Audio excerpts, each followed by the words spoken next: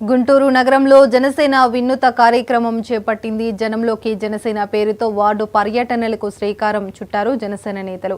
ప్రజల ఇళ్ల వద్దకు వెళ్లి సమస్యలు అడిగి తెలుసుకుంటున్నారు.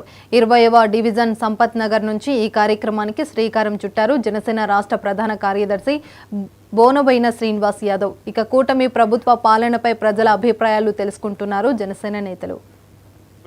క్రిమినల్ చర్యలు తీసుకుంటా ఉన్నాం.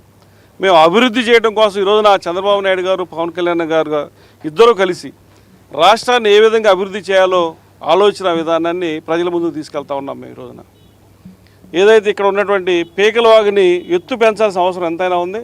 అట్లానే ఈ యొక్క డివిజన్లో ఉన్నటువంటి ప్రతి రోడ్డులో కూడా డ్రైనేజ్ సిస్టమ్ని మెరుగుపరచాల్సిన అవసరం ఎంతైనా ఉంది. వీటన్నిటిని కూడా స్థానిక శాసనసభ్యురాలు మాధవి గారి దృష్టికి, అట్లానే సెంట్రల్ మినిస్టర్, మా ఎంపీగా ఉన్నటువంటి సెంట్రల్ మినిస్టర్ చంద్రశేఖర్ గారి దృష్టికి తీసుకెళ్ళి, అధికారుల దృష్టి కూడా తీసుకెళ్ళి ఈ సమస్యని త్వరితగతిన పరిష్కారం చేయడం కోసం మేము ప్రయత్నం చేస్తూ ఉంటాం. ఇక్కడ ఉన్నటువంటి స్థానికులు చెప్పేటువంటి సమస్యలన్నింటినీ కూడా చాలా ఇక రాబోయే 2-3 నెలల్లోనే సమస్యలన్నీ పరిష్కారం అయ్యే దిశగా మా కూటమిలో ఉన్నటువంటి నాయకులందరూ ప్రయత్నం చేస్తారు.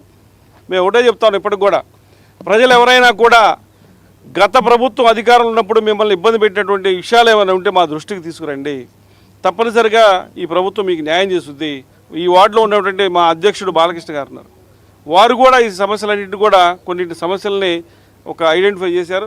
అవన్నీ కూడా పరిష్కారం చేసే దిశగా అధికారులతో మాట్లాడి మేము ఈ పరిష్కారం చేస్తామని తెలియజేసుకుంటూ, మరీ ముఖ్యంగా గుంటూరు పట్టణాన్ని బాగు చేసే దిశగా మా అందరం కూడా కూటమిలో ఉన్నటువంటి నాయకులందరూ కూడా ప్రయత్నం చేసే దిశగా ప్రయాణం కొనసాగిస్తాం. ఈ యొక్క నాయకుల్ని ఎంతటి నాయకుడైనా కూడా వదిలిపెట్టే సమస్య లేదు. వారిపై క్రిమినల్ చర్యలు తీసుకుంటా ఉన్నాం. మేము అభివృద్ధి చేయడం కోసం ఈరోజున చంద్రబాబు నాయుడు గారు, పవన్ కళ్యాణ్ గారు ఇద్దరూ కలిసి రాష్ట్రాన్ని ఏ విధంగా అభివృద్ధి చేయాలో ఆలోచన విధానాన్ని ప్రజల ముందుకు తీసుకెళ్తా ఉన్నాం. మేము ఈరోజున ఏదైతే ఇక్కడ ఉన్నటువంటి పీకల వాగుని ఎత్తు పెంచాల్సిన అవసరం ఎంతైనా ఉంది.